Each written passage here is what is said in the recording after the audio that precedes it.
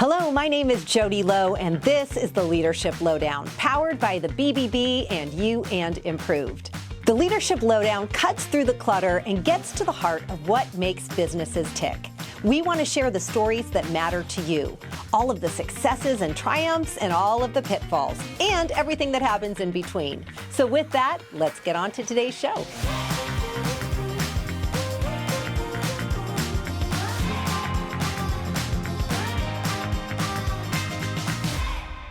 Welcome to the Leadership Lowdown, and today I'm so excited because I am sitting across from, and I'm going to say this with my best Spanish accent as I can, Amber Tarak. Yes. Am I saying that correctly? Amber Tarak. Tarak, yes. Beautiful. CEO of Founder Fuego. So happy to have you here. Thank you so much for having me. I'm so excited. Really excited. I know we had a few minutes to chat prior, and I'm just so excited to learn about your journey, and I'm sure our listeners are too. So tell us a little bit, first and foremost, about what Founder Fuego is, and then we'll talk all about the journey getting there. Absolutely. Yeah. So Founder Fuego is an incredible bilingual resource hub and entrepreneurship ecosystem. Yes. And so we are an incredible team of four Okay. amazing entrepreneurs. Powerful, mighty. Absolutely powerful, mighty team. Yeah. And I couldn't do it without the team. So Yeah. I need to definitely give them credit where it's due. Yeah. And so we really help entrepreneurs with funding and growth strategies and really lean into their, growth marketing opportunities and help them grow and scale. That's really our goal through all of our programs and the membership, community membership that we have as well. And so I'm just super excited to share more today and share these incredible resources. Absolutely. Well, before we dive into all the fun things that you do and offer and all the resources that you provide, tell us about the journey in starting this, because there's always a good backstory. So how did you get here, and what led you down this path? We have an incredible backstory, and so I always love the opportunity to share that. Thanks so much for asking. Yeah. And so in October of 2023, two of my colleagues and I actually left the governor's office of business and economic development to start this company. Oh, okay. And so I was actually hiking in Sequoia National Park with our better half and also our chief learning officer with Founder Fuego. And we were exploring, what are we going to call this company? Yeah. We really want to approach the entrepreneurship ecosystem differently than what's currently out there. And so in hiking through Sequoia National Park, we actually, observed that there were some wildfires and it kind of smelled like there's some smoke nearby. And so we learned through that process that actually the sequoia trees need those fires to come through to clear out the brush and allow those seeds to open up and actually grow. And so we're like, okay, fuego. Fuego means fire in Espanol. And so we really want to be able to offer these resources and services and coaching support in both English and Spanish. And so that's really how Founder Fuego was born. Founder for all the founders that we're supporting, and Fuego to help ignite that flame and that passion that entrepreneurs have to grow and scale their ventures. So incredible, incredible. I love the story. So you founded the company and started in October of 2023. So almost now 2 years under your belt. So tell us a little bit about how you formed the company and how it all came to be, because there's obviously a process in all of that. Absolutely. So actually, I come from a family of entrepreneurs as well. Okay. And so, my father actually emigrated here from Mexico City and started a small business, to help support our family. And Fantastic. And then my brother and sister-in-law have also started multiple businesses in Escondido, California as well. Okay. And so just really come from that, that kind of in your DNA. It's in my DNA. Yes. It's in my DNA. So whether I'm helping, support them or, growing and scaling businesses. Also been running another business for the last 8 years too. Oh my goodness. And so we're just thrilled to be able to really share, how we came to be. And one of the secret sauces of Founder Fuego is that we as a team have not only built Founder Fuego, we've also built and scaled our own brands as well. And so we meet on a weekly basis for, just accountability meetings and coaching amongst our leadership team. And that has been part of the secret sauce that's really helped establish the company and help it grow. Yeah. And then as far as forming the company, like I said, we came up with the idea October 2023, and then we moved that ball forward in November, formally incorporated, and then just kept moving from there. Fantastic. Yeah, and so we've been so grateful to partner with the BBB. And the Breakthrough Accelerator has been incredible experience, and just supporting all the incredible events that happen at your Ignite spaces across the region. It's the work that the BBB does is so powerful, and I know that they so value your generosity in giving of your time for other entrepreneurs that are learning and growing and wanting to just expand their vision and just their businesses. So thank you for that. And so for you, did you have then a mentor or someone that took you under their wing as you launched this business, or was so much of that just sort of innate from growing up in the space and being around so many entrepreneurs?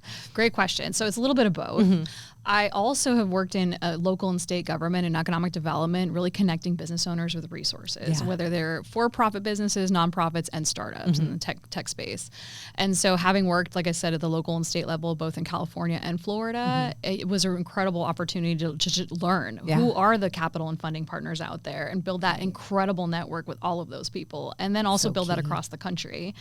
And so really, like I said, it's been experienced through those conversations that I've had over that 2-decade career in local and state government and economic development, and then also learning from my family's businesses and really helping them grow and scale. That has been a huge motivator, and also learning experiences. I've really taken the time to really talk to founders and entrepreneurs and kind of dig under the hood of what's really holding them back. And those are the types of things we like to break through our programs and really understand their mindset and get them in a position where they are fundable and to really help them land that funding that they need to grow and scale. Got it. And so for each of the entrepreneurs that you work with then, is it a certain program that they go through, like a set curriculum, or is it you do some kind of an intake to figure out what it is that they need specifically and then design it for them? Great question. So we typically, start with like a fast funding kickoff call where we really understand, kind of the nuts and bolts of their business and where those gaps might be as far as things that they can grow and nurture as part of their business. We have an incredible program called the Firestarter Intensive that we've launched as well. And that is an incredible customized boutique program for each and every entrepreneur that goes through a program. So they get to work with our leadership team for 90 days and literally hands-on, done for you support. And so, like I said, there's a ton of free resources out there, and we encourage folks to access all of the free resources that are out there for really, kind of brainstorming their ideas and seeing what's going to, hit with the market.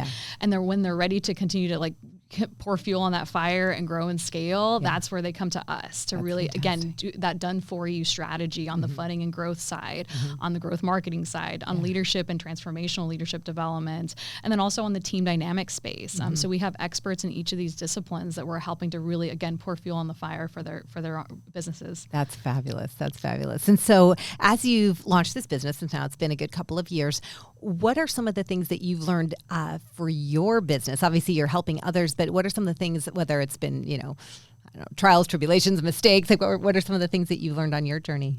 Absolutely. So one thing, I'd like to listen to our founders and entrepreneurs, what is it that they need?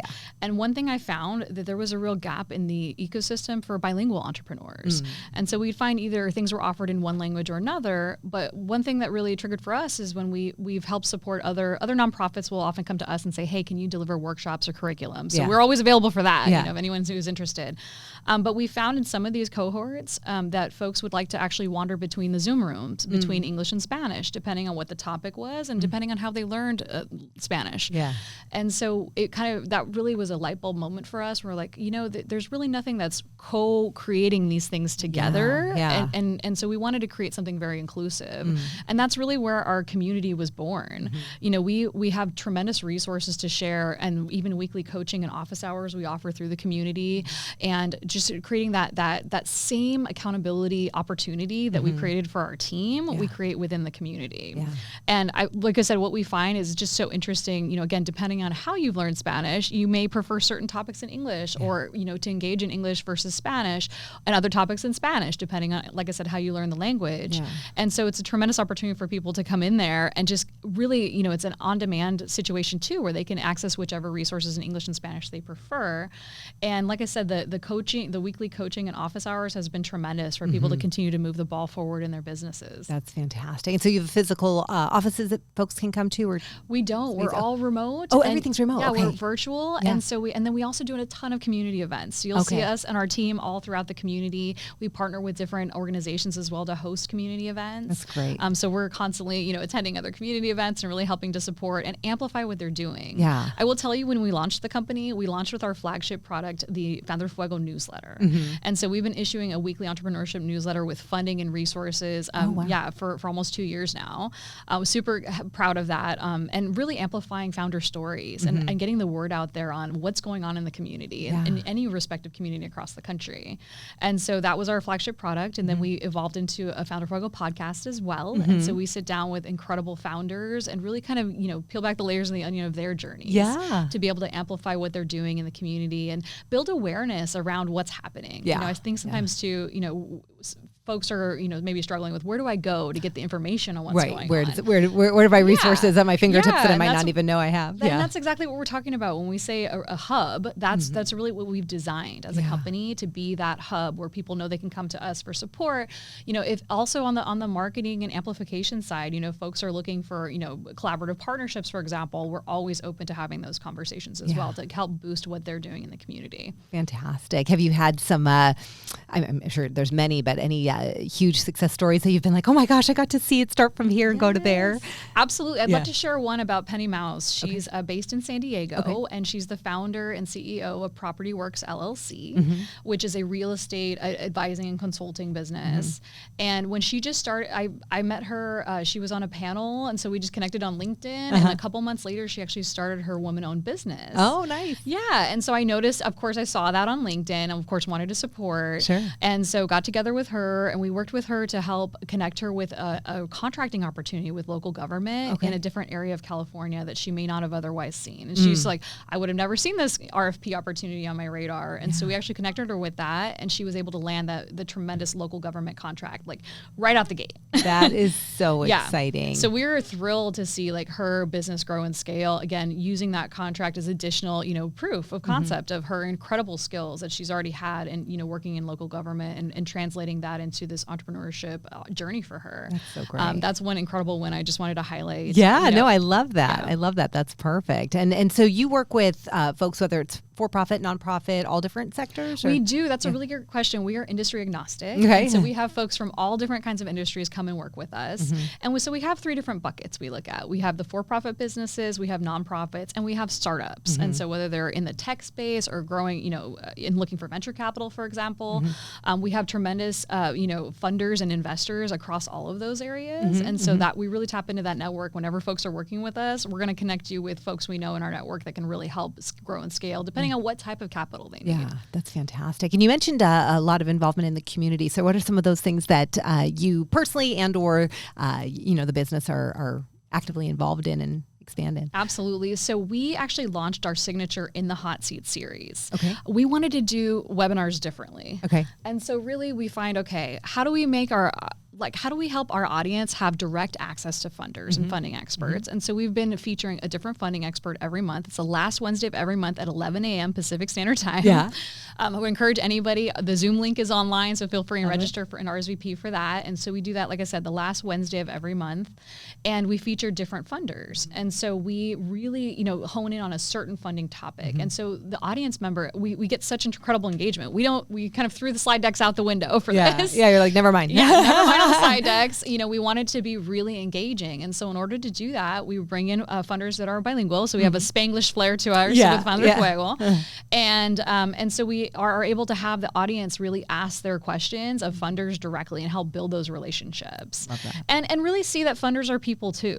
Sometimes we're like, okay, it's a bank. Sometimes folks have, certain feelings about, funding and funding capital partners. Sure. And so it's really breaking through those barriers and saying, hey, they are people too. Yeah, exactly. There's a human behind all of this. Too, right? They enjoy baseball games just like the rest of us, right? So it's a really, kind of helping break down those barriers and say, okay, let's give you a forum where you can ask those questions. And so we call it In the Hot Seat because we put the funder in the hot seat. And so Richard, our Chief Learning Officer, and myself, we co-moderate and really kind of have that kind of back and forth with the funding, funder who's in the hot seat that month. And it has been a tremendous, showing. I mean, we'll typically get, hundreds and hundreds of RSVPs for that event online. And really we're trying to grow and scale that as well. Also, our impressions and our reach is just tremendous across all of our platforms. So we've really, launched and scaled this brand. Our Chief Learning Officer is also our creative, branding, person and strategist. And so he's created the brand from the ground up. So all of the graphics that you see, the production for the podcast, all those things are things that Richard has created. In support of Founder Fuego and really growing the brand and scaling. And like I said, my other two members are incredible as well and just bring in incredible leadership and support. Wallace is is our U.S. Air Force veteran and our chief marketing officer, and she's incredible. She's handled over 122 million in ad spend, and she's grown e-commerce businesses to over 800,000 a month in monthly recurring revenue. Wow. So this lady knows her stuff when it comes to marketing. And Richard Lopez is our chief learning officer and brand strategist, and he has worked with incredible brands across the country like Norwegian Cruise Line and the South Beach Wine and Food Festival and others to really grow and scale their learning management systems and teams. And so that's really his focus, on our team. So like I said, we have this powerhouse team of people that is helping folks, with the different programming that we offer. Right. Fantastic. So many resources at their fingertips. Fantastic. So when you think back on your leadership journey, for lack of a better fancy term, but when you think about the whole journey, when you look at your family, because I know you mentioned that was a big piece of this for you, obviously a lot of entrepreneurship that you were, grew up in. Is there anything that you took from, whether it was from childhood or even young adulthood, that you were like, oh, those are certain principles that I learned that I definitely want to incorporate into the work that I do? 100%. I will never forget the photo of my dad holding my little brother in his arms, and I'm standing, I'm probably maybe 11 or 12 years old at the swap meet, helping him sell things. And so I remember going with him early, in the van. We'd put all the stuff in the van that we're going to sell, including our tables and chairs for the day, snacks, of course. Yes. And he would literally take my little baby brother and myself, and we would sit there and we would sit at the swap meet and sell all day. And so I learned hey, you're going to roll up your sleeves and you're going to help, the family businesses and really help learn how to sell, learn how to interact with people, learn what motivates them. Why would they be interested in buying what you have to sell, right? What's in it for them? And so really being able to help, I've learned that at a very young age. What a gift. Yeah. It's what a gift. Tremendous That's gift. really, really And that special. really has set the stage for me and then also communicating folks with English and Spanish. I'm fully bilingual in Spanish as well. And having that opportunity to be bilingual and being immersed in a multicultural background and growing up has really taught me a lot about people and being able to even, when I do speak Spanish, sometimes people can't place my accent. Oh, interesting. Because I grew up with Argentine babysitters, and then my grandfather was actually a sculptor in Spain, and so has a tremendous background in Spain, Mexico City, and also here. And then my father, grew up in Mexico City, and so I, grew up and then my mom also speaks multiple languages in the home as well. And so between all of us, it was kind of like this incredible cultural experience every time I was in my home. That's beautiful. And so it's to this day, people are like, "Where is your accent from?" And then I also, have lived in Miami as well. So I picked up the Cuban accent. So we throw that in the mix. You're like, I am just the most beautiful hybrid. And sometimes we call that code switching. And I've talked more about that. Sometimes code switching is perceived as more of a negative thing. And I want to actually, bring that to light. And actually, no, I'm able to code switch in a way that actually resonates for people, right? Depending on who I'm speaking with, I may adopt my accent accordingly because I understand the culture. And I'm showing a different level of cultural astuteness that I think people are not used to. Yes. And it's surprising. And it's a gift. Yeah, and it's a gift. Yeah. And so it's one of those things, rather than hiding it, it's I'm leaning into it and showing no, this is all of me. I think that is a beautiful reframe for that. That's fantastic. I love that. And I love that you had that experience that, throughout your childhood to see it and feel it and experience it and hear it so that you can now use that as a beautiful tool to connect. Yeah. Fantastic. And you know what, to be honest too, I saw, mistakes my family would make in the family businesses and try to help them, get ahead of that, for example. Or it also, again, taught me just in general about business. And so being able to help other entrepreneurs go, hey, here are the pitfalls. Here are some landmines to watch out for. And let's help you, navigate this so that you don't experience some of those challenges, Absolutely. I also find too, again, coming from a multicultural background and working with a lot of diverse entrepreneurs, that there really is a gap in accessing capital and it's kind of twofold where there's not an understanding of what kind of capital makes the most sense for them at each stage of their growth in their business. And so sometimes people will focus on the wrong type of capital or also may sign on for capital that sounds really good because I need the money and the cash infusion. But if you're not in alignment with that investor and that investor's perspective, it's going to be an uphill slog. Yeah. And so it may actually be better to find a different type of capital or capital from a different source that is more in alignment with your purpose and the drive behind your business. Because really, whenever you're assessing investor opportunities, you want to make sure, are they in alignment with where you're going with this business? 100%. Right? You're absolutely spot on. Because investors have different approaches to investing. investing. Some and are expectations. And expectations, right? And some are very mission driven, and others, are looking at the return and when's the exit, right? Yeah. And so really understanding, like, okay, this check is something you really need for a cash infusion. Well, let's explore holistically and look at your existing funding and revenue strategy. Yes. Let's figure out how to get revenue in the door now, even if you're pre-revenue, so that you can help use that revenue and keep feeding into your business. And let's look at other creative strategies too. Sometimes you can do revenue-based financing, for example. You can do other things depending on what the business is doing. And so that's where, again, we brainstorm with people and go, okay, let's get creative. Yeah. Let's see where you're at now. All what the that pie options. looks like. Yeah. Let's look at all the options. And then also, when folks work with us, they get to tap into our nationwide network of funders and investors. Which is great. Yeah, and that's the value that we bring to the table is we have those connections where we can really piece together, okay, based on where you are, strategically, here's what we need to do from a funding and revenue standpoint. And so now we're going to pour fuel on your fire and we're going to get that revenue in. But before you can even do that, you need to look at your operations and make sure your business is designed to scale. Because that's the next thing I see folks do, and the huge mistake is that you don't have your operations together. Do you have your SOPs or standard operating procedures? Right. Your business manual? Are you designed to grow and scale? Have you built bench strength? Like let's say you're maybe working with 1099 contractors. Do you have the bench to be able to grow and scale your business accordingly until you can hire, employees, right? So these are all the things we look at from an operational standpoint. And then the mindset piece. Are you ready to take on capital from a mindset standpoint? Because again, you've got to really kind of peel back the layers of the onion. How did you grow up? What was your kind of money philosophy? We like to ask folks, if you could write a love letter to money, what would it say?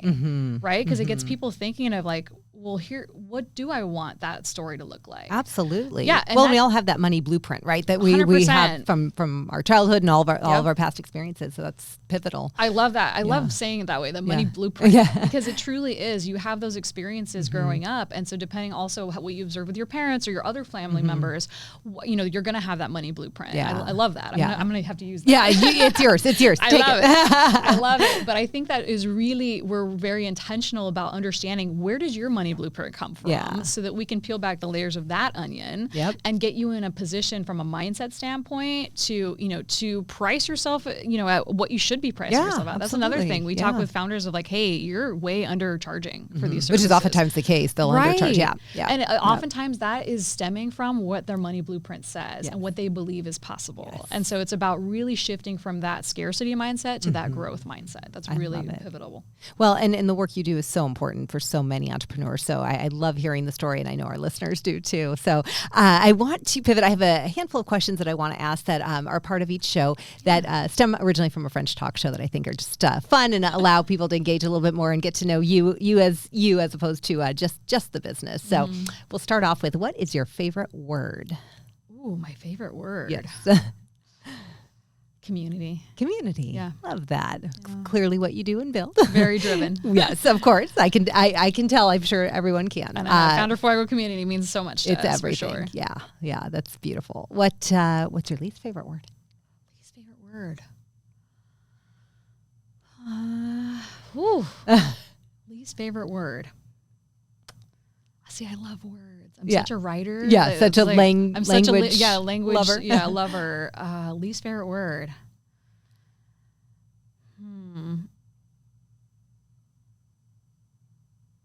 Limitations. Yeah.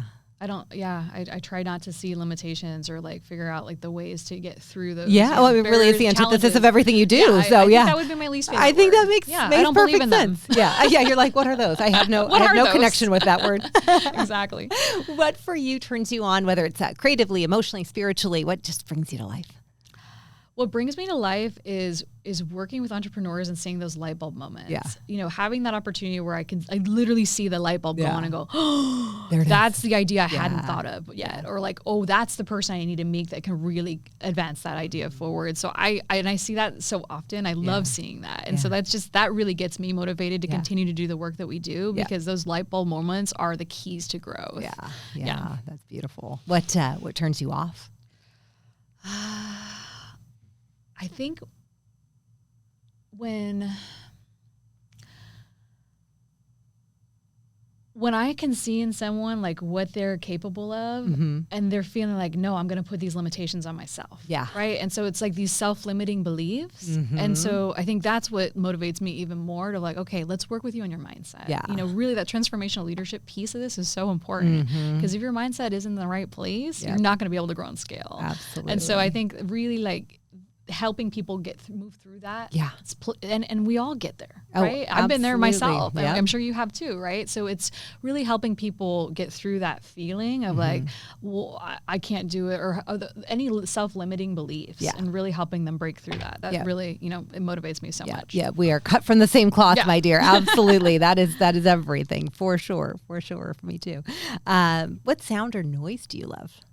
Oh, definitely Dr. Tanya Burgess's sound baths. Oh my gosh. You're like, that's what it that's is. That's it. Like all day. And literally I will be like, okay, do I need to open my eyes? Yeah. You're like, can I just stay in this space? Yeah. She's incredible, whether they're in-person sound baths or online on Zoom. I mean, you just want to stay in that space for a little bit longer. Yeah. And so like truly her gift is that intuitive like approach to sound baths. Yeah. It's just beautiful. That sound is beautiful. Yeah. Love it. Every time. Yeah.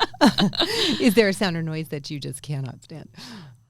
Nails on a chalkboard. Yeah. Like the screeching of a chalkboard. Yeah. Or when people write that one noise. Yeah. Oh gosh, I just got goosebumps. Yeah, right? Just hearing, just you thinking know, of you it. hear Yeah, it. intrinsically, I'm like, whoa, I don't like it. I don't like it either.